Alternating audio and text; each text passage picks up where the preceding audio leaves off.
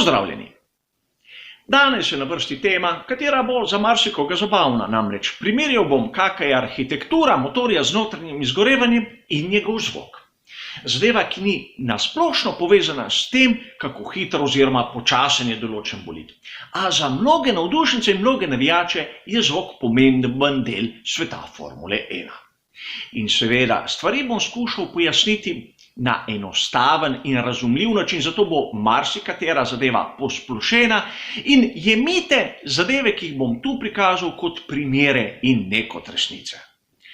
Vzemimo primer, da imamo štiritaktni motor z notranjim izgorevanjem, seveda bencinski. To pomeni, da imamo eksplozijo v eni fazi od 4, kar pomeni posledično to, da je arhitektura motorja z notranjim izgorevanjem izjemno pomembna.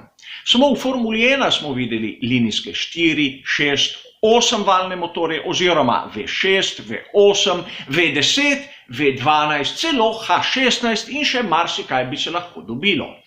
To pomeni, da odvisno od tega, kakšna je arhitektura motorja z notranjim izgorevanjem Formule 1, je tudi porazdelitev teh pokov v enem obratu glavne gredi.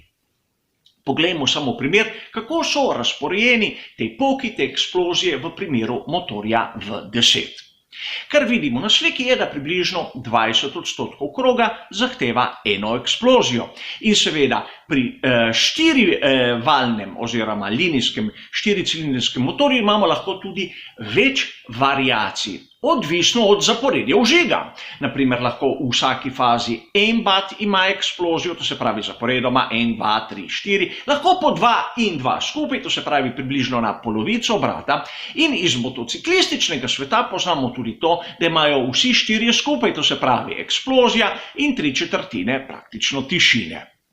Seveda to, da malo razumemo, kako kompleksna je ta zadeva. Zaporedje vžigov pri motorju je pa stvar, ki ima toliko variacij, da ne vem, če imam spominsko kartico tako sposobno, da bi naredil tako dolg prispevek. Zato se bomo nekako ustavili samo pri arhitekturi, to se pravi linijskih V oziroma H oziroma to sploh ni toliko važno kot število teh batov in kako je to deljivo s številom 4. Drugi faktor, ki je pa izjemnega pomena, je število obratov, ki jih ima glavna gred v minuti. Seveda, prej sem povedal, da pri 4-taktnem motorju ima en cilinder praktično eno eksplozijo v obratu. Več, ko je teh obratov v minuti, tudi več eksplozij slišimo iz tistega cilindra. Mislim, da je do tu vse jasno. Sedaj nam mora biti pa jasno, da pri enaki kubaturi, ukolikor imamo enako razmerje med premerom in hodom bata, se zgodi naslednje. Predpostavljamo si, da bo bolj enostavno, da je hitrost samega bata, ki gre navzgor in navzdol, konstantna. Ukolikor imamo manjše število batov, je ta širši in ima daljši hod od tistega pri motorju z več valji. No, in ker je hitrost, kot sem povedal, konstantna, tisti z več valji v bistvu lahko bolj hitro pospeši, kajti ima krajšo pot, izraženo v centimetrih, milimetrih oziroma metrih. Zato tudi doseže višje število obratov v minuti, kar se nekako prevede v čisto drugačen zvok. Seveda, to je bila sedaj teorija, a zanima nas tista praksa. Kaj je bilo včasih slišati? Pa začnimo z motorji V6. Motorji V6 so bili znani v 80-ih letih v tisti konfiguraciji turbo in najbolje je, da poslušamo, kako je zvenel tisti motor tak, ki ga je izdeloval Porsche pri ekipi McLaren.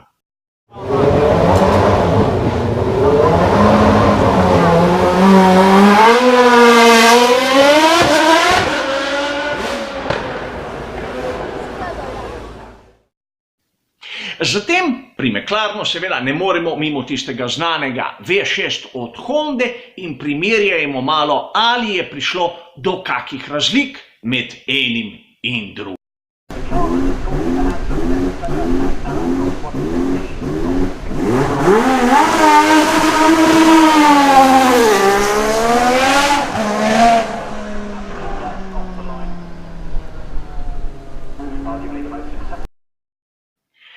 A seveda, eden izmed najbolj poznanih motorjev z notranjim izgorevanjem v celotni zgodovini Formule 1 je Cosworth DFV.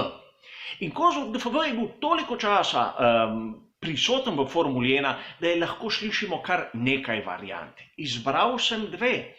Eno bolj iz začetka njegove prisotnosti v Formuli 1.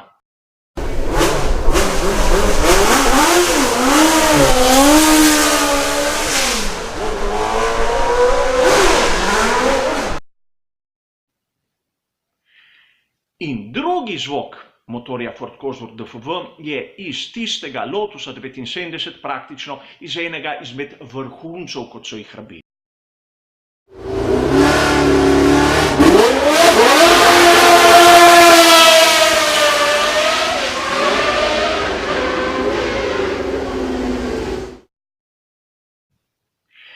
Pri motorjih Renault je bila znana pri atmosferskih motorjih tista konfiguracija V10, ko so bile stvari še nekako proste in so lahko inženirji pri raznih proizvajalcih izbirali, kaj jim je bilo bolj všeč. Zato sem izbral tu zvok motorja Renault V10, kateri je bil karakterističen za tista 90. leta prejšnjega tisočletja.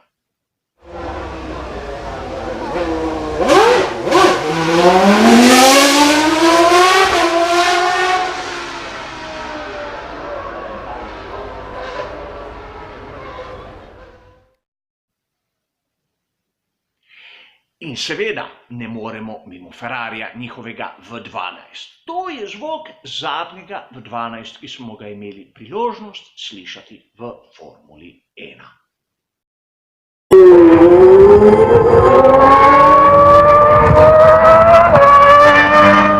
Seveda, sedaj je vse na nas, kateri izmed teh zvokov nam je najbolj všeč. Seveda, gre za osebni okus in tisto, kar je bolj povšeč vam, ni nujno, da je meni tisti glavni najboljši zvok. Treba je pa poudariti nekaj. Zvok pri bolidu Formule 1 ni odvisen samo od motorja z notranjim izgorevanjem. Tu imamo še več faktorjev. In danes je mnogo kritik na zvok pogonskih sklopov v turbohibridni dobi. A krivda za to ni na motorju z notranjim izgorevanjem in arhitekturi oziroma številu obratov na minuto.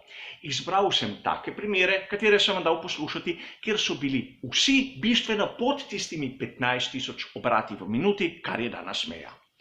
Glavni krivec, zakaj danes motorji z notranjim izgorevanjem oziroma pogonski sklopi v Formuli 1 nimajo tistega navdušujočega zvoka, je v ti enoti MGU-H.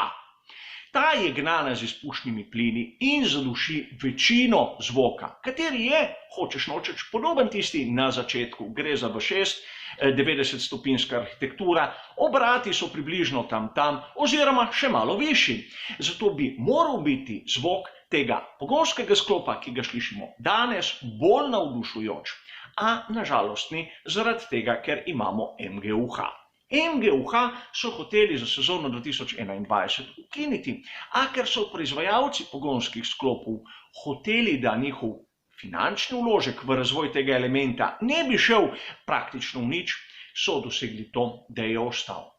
In s tem je ostal tudi zvok, ki marsikaterega navdušenca Formule 1 sploh ne zadovolji.